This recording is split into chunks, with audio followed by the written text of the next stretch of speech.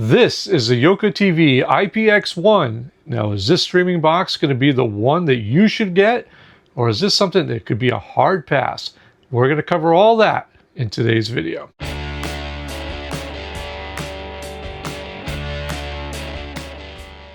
Hello everyone and welcome back to Life Redesigned. Today I have something a little bit different, but a little bit the same. Over the past few weeks we've been covering streaming boxes from all different kinds of companies, and today I have something that's, well, relatively new to the market from Yoka TV. And this one claims to be the only box that you're ever going to need, and we're going to find out if that's hype or if that's the real deal. So we're going to cover a simple unboxing, a basic setup, and we're going to walk you through what we feel about this box. Now, before I get going, I have to do it as I always do in these videos. There's a lot of things about these streaming devices that I can say on YouTube, and unfortunately, there's a lot of things that I can't say. So I always recommend that you hit the Googles. That's right, if you know how to use a simple web search, you can find out what the true deal is with all these boxes and what it can actually do for you. But for this video, we're going to cover just the basics. Okay, before we get started, I want to mention a couple of things about this box and what makes this different than the stuff that I've covered on this channel previously. One is that there's no apps installed here that's going to have actual content. You're going to need to configure the apps inside with your own service. If you don't know what that is, you're going to need to spend some time learning that. If you do know what that is, then the rest of this video will be very important for you to find out what our thoughts were on this. Starting with the box here from Yoka TV. This again is the IPx1. I'll leave a link in the video description. Let's cover what it says on the box before we dive in. This is running Android 11, so we know it's proven and a stable version of Android, which is always nice to see. It is showing 4K Ultra HD for resolution, an AV1 port. It also has Yoka TV Online for, well, we'll cover that in a minute. And it also supports HDR10+. On the side is showing you what's in the box. We're going to have a power adapter, a remote control, which is always good, a manual, an HDMI cable, and the box itself. Looking on the back side, we see it just has a basic setup here, heavy duty box, which I always like to see. So many people glaze over that, but the box is kind of important if it's going to make its way all the way to you in the mail. But opening this up, we're greeted with, well, just a plain box. Nothing too fancy here. We're going to leave that plastic right there until now because I'm opening this in real time. Get that out of here. And this is what you're looking at. Just a very simple box.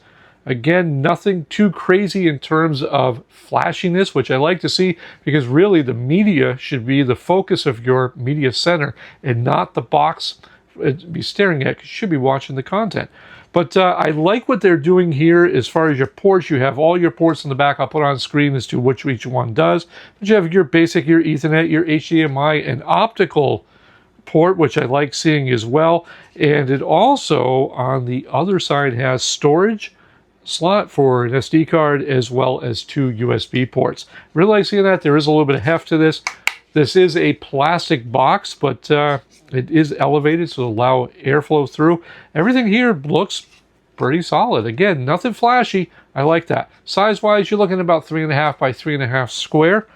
I like that. Again, boxing was secure. Everything was packed very tight. I'm going to get in here. And let's see what we're looking with here. We're looking at a barrel power cord, so it's not USB-C.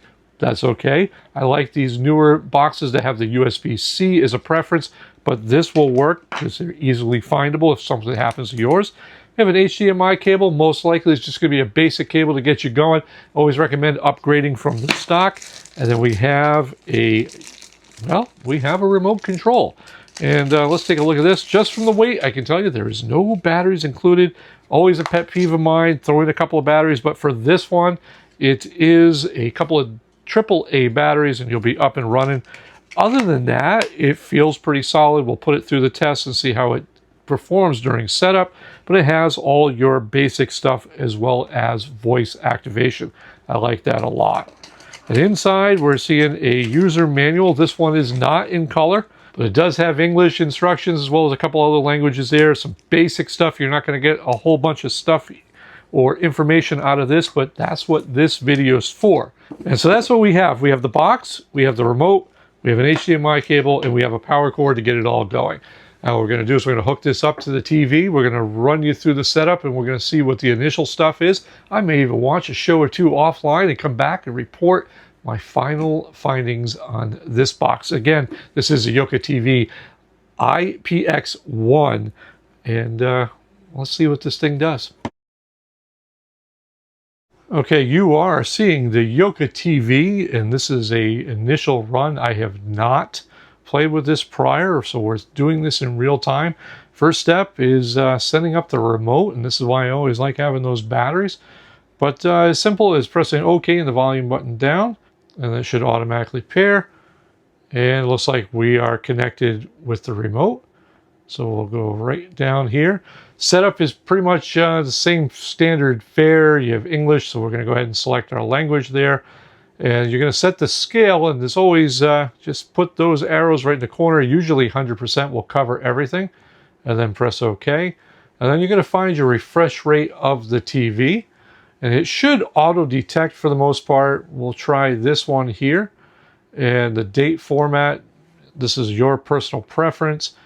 We'll set this here, 12-hour format. Wireless network is what we're running. And once you enter your password, it will take care of the connection for you. I always recommend using an isolated network on any of these boxes because, well, safety is always a good thing. First thing we're met with is an over-the-air upgrade. There's a new version. Do you want to upgrade immediately? And always upgrade, and take that right there. And it should just do its thing behind the scenes. And this will give you the current version, as you can see there, as well as the updated version. Now keep in mind, this is a brand new box, so it's nice. Apparently it's solving the problem that YouTube could not play, which, well, as a YouTuber, that's always good that they fix that. Okay, that install and reboot took roughly 8 minutes to get accomplished. So now we're back to a reboot of the screen.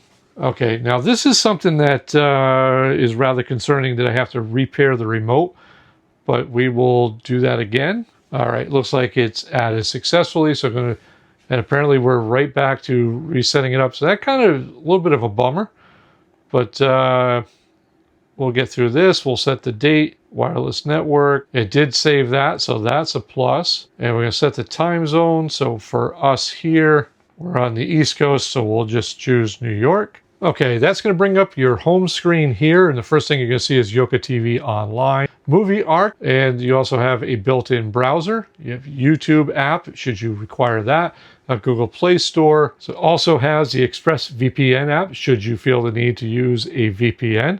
We get back down here, it has App Installer, a movie player if you want to play local stuff, as well as a file browser, gallery. This is going to be your memory clean. This is where every once in a while you want to run this, and it will just kind of clean things up behind the scenes. This also has a media center, Mirrorcast, Google Play Store, and again, all the usual suspects here, over-the-air update. So you can do your online update or local update. Again, that online update is always good. As you can see, we have the latest version. And it also has Plex, it has Surfshark, and it goes on and on through here. All kinds of stuff, as well as a built-in speed test app. I like the ability here to change your wallpaper, also your network and your basic settings, which are going to be Android settings. So you can change all this stuff, your device preferences as far as display and stuff of that nature. All in all, pretty solid. It should have also an app store. And there's your app store. And this will have, well, this is where you can install some more stuff here. There's an IPTV, Evo Media TV, Avast, AnyDesk. It has ad control, basic stuff here. It has utilities, audio-visual stuff here as well, and then it also has your online stuff. All right, there you have it. I am a couple hours in, playing around with this and setting it up, and as I said in the beginning of the video, this does not have content. It does take some configuration, but once I was able to get that going, everything was relatively smooth. Playback was seamless. There was not a problem with anything. There was no buffering. nothing like that, but there is work involved, unlike some of the boxes that we covered. I think Yoka TV is relatively new to the market. I think they have a nice little product here. This is the IPx1. If it's something that you're interested in, you can check them out in the video description. There'll be a link. And yeah, that's our take on the Yoka TV XP X1. It's a lot of numbers and a lot of letters there. If you found this video useful, give us a thumbs up on the way out. That always helps the channel. Until next time, I am Bob. This is Life Redesigned. I'll catch you next week.